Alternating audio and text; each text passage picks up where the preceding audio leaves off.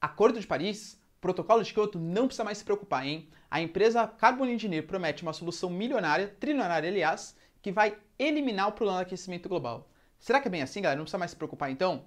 Se você quer entender um pouco mais sobre o assunto, entender o que é isso e muito mais sobre geografia, geopolítica, atualidades, polêmicas, notícias, enfim, tudo para se manter sempre bem atualizado, já se inscreve no canal, deixa seu like e compartilha esse vídeo, que o professor Ricardo conta muito com a sua ajuda. Belezinha? Não esquece também, galera, curso completinho de Geografia e Atualidades para você pré-vestibulando, para você concurseiro. Link aqui na descrição, ó, precinho baratinho, você não vai se arrepender. Tamo junto? Olha lá, hein? Bom, galera, vamos lá, ó. Para a gente entender qual seria a solução para o aquecimento global, eu vou apresentar de maneira bem simples, bem sintática, o que é o aquecimento global. Nós temos uma atmosfera, o planeta Terra tem uma atmosfera, e é bom que a gente tenha atmosfera, que tem todos os gases e tal, e essa atmosfera tem uma capacidade de reter calor. Essa capacidade de reter calor que a gente tem na atmosfera a gente chama de efeito estufa, ou seja, os raios solares, principalmente os infravermelhos, eles ficam retidos na atmosfera, aumentando a nossa temperatura. Efeito estufa é ótimo, sensacional. Sem o efeito estufa não teria uma temperatura adequada para a vida no planeta, só para vocês terem uma noção, tá?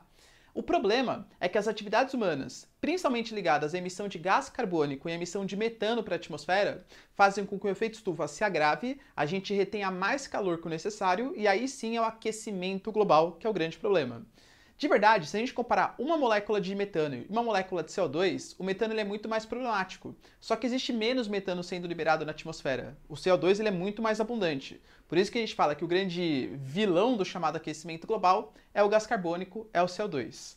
Essa empresa, a Carbon Engineer, o que ela está prometendo? Ela promete fazer uma usina, ela já existe, inclusive vai ter uma aplicada no Texas, tá? Já existe aí um protótipo sendo utilizado e agora o novo vai ser utilizado no Texas, que ele vai eliminar, ele vai reter esse CO2 da atmosfera, transformando o CO2 em um gás puro. Você precisa de hidróxido de potássio, é um componente químico aí bem interessante que eu vou colocar para vocês, tá na ediçãozinha do vídeo. Como que ele é feito, precisa de bastante hidróxido de potássio, e você consegue pegar esse gás carbônico. O processo químico é interessante. Esse gás carbônico que vai ser capturado por esse sistema industrial, ele pode ser utilizado, por exemplo, para fazer combustível. Você faz uma mistura com hidrogênio e produz o combustível a partir do CO2. Você pode utilizar, por exemplo, dentro de estufas para fazer plantações, como já existe, o protótipo que já existe de captura de CO2 por essa mega indústria. Ela utiliza para estufa, para fazer plantações, etc.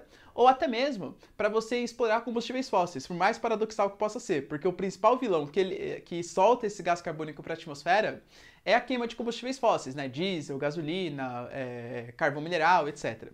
Quando a gente fala da exploração de petróleo, por exemplo, o petróleo ele é um combustível fóssil que ele fica no poro das rochas sedimentares. Aí quando você faz a extração do petróleo, sempre vai sobrar como se fosse uma espécie de restinho, um óleo que sobrou no meio do poro das rochas sedimentares. O gás carbônico geralmente é utilizado como uma forma de pressão. Eles jogam ali o gás no meio daqueles poros, aí o restante de óleo sai e você consegue explorar. Ou seja, o gás carbônico ele tem uma série de utilidades que ele pode ser utilizado a partir dessa retenção da atmosfera. Professor, sensacional! Acabou então o problema. Não é o principal vilão o gás carbônico? Pois é, mas existem outros problemas mais. Por exemplo, é bem interessante a gente falar isso quando a gente está falando de países ricos, países desenvolvidos. Por exemplo, os Estados Unidos vai ser colocado ali no Texas. Inclusive o Elon Musk, dono aí, né, de uma mega fortuna, dono da Tesla, já gastou também 100 milhões de dólares investindo em novas tecnologias que façam essa captura do gás carbônico da atmosfera, e outras indústrias também estão agindo bastante nesse sentido. A gente sabe que essa questão ambiental vai ser a discussão do século XXI, já está sendo, né, a discussão do século XXI. Só que isso vai ser muito exclusivo para países ricos, países desenvolvidos. É uma tecnologia que tende a ficar nos países centrais. É que nem aquela velha máxima. Existe situação de estresse hídrico. Sim, vai faltar água potável no mundo. Vai mesmo. Mentira. Vai faltar água potável para quem é pobre, países pobres de maneira geral. Você pega Israel, por exemplo, Israel é um deserto, e os caras eles conseguem ter água potável, uma das agriculturas mais produtivas do mundo, a partir da dessalinização da água do mar e através de um sistema de irrigação a partir de gotejamento extremamente eficiente. Ou seja, com tecnologia você consegue ir superando as adversidades naturais, ou as possíveis faltas de recursos naturais. É a mesma coisa que pode aparecer agora com o chamado aquecimento global. As regiões mais ricas, por sorte também, né? Enfim, por consequência histórica e geográfica, também são as mais poluentes, elas que vão ter acesso a esses benefícios. Porque estima-se que, de acordo com o total de gás carbônico que a gente libera por mês, por ano na atmosfera, seja necessário mais ou menos umas 30 mil usinas da complexidade, da capacidade que vai ser instalada no Texas, somando aproximadamente 15 trilhões de dólares. Coisa pra caramba, hein, galera? De verdade, eu acho coisa pra caramba se for pegar um país único. Se for uma coisa global, dá pra fazer, hein? Agora, será que a gente vai conseguir uma confluência entre Rússia, China, Estados Unidos? Tá, beleza, mas qual indústria vai fazer? Uma indústria chinesa, uma indústria americana? E aí, será que os países emergentes vão participar de algum tipo de coisa para conseguir colocar essa indústria de fato? Então aí tá um pequeno problema.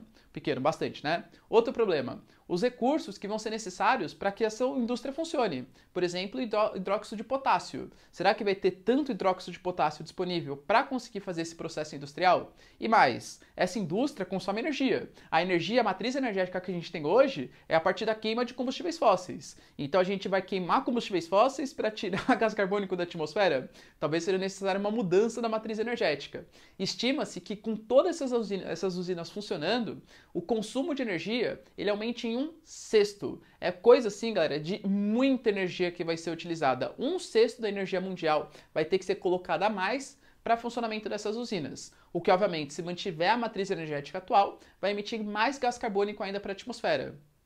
Outra coisa, e talvez a mais importante, é que a gente tem que pensar que, dentro dos planos ambientais, o aquecimento global é um dos problemas. Mas mesmo nas questões climáticas, a gente pode falar de questão de ilhas de calor, inversão térmica extremamente problemáticas nas grandes cidades, é que o aquecimento global talvez seja o maior deles. Mas, por exemplo, o buraco da camada de ozônio, existem outros problemas ambientais que também têm uma grande relevância. E se não for problema climático, a gente pode falar, por exemplo, da questão do lixo, dos problemas de danificação do solo, lençol freático, etc. Então, beleza, esse pode ser um modelo, né? Uma das possíveis soluções, junto com mudança da matriz energética, deixar de usar tantos combustíveis fósseis, acho que é uma solução interessante. Mas falar que isso vai salvar o futuro do planeta, não vai, porque existem outras metas de desenvolvimento sustentável, ou seja, utilizar os recursos naturais sem comprometer eles para gerações futuras, que também têm que ser utilizados para salvar os nossos rios, para salvar os nossos oceanos, para salvar a nossa atmosfera, para salvar, enfim, todo o meio ambiente que a gente vive. E não é uma dessas soluções que vai ser o grande salvador do planeta. De verdade, com os padrões atuais de consumo, duvido que a gente consiga sobreviver por mais 100, 150 anos. Tudo bem, galera? Deu para entender? Essa tecnologia salvadora aí que vai eliminar o aquecimento global? Mais ou menos, hein, galera? Caro, alto custo de energia, não sei se vai dar, não sei se vai dar muito certo não, hein? Pelo menos a curto prazo. Beleza? Tamo junto, pessoal. Beijos, abraços, tchau e até. Falou!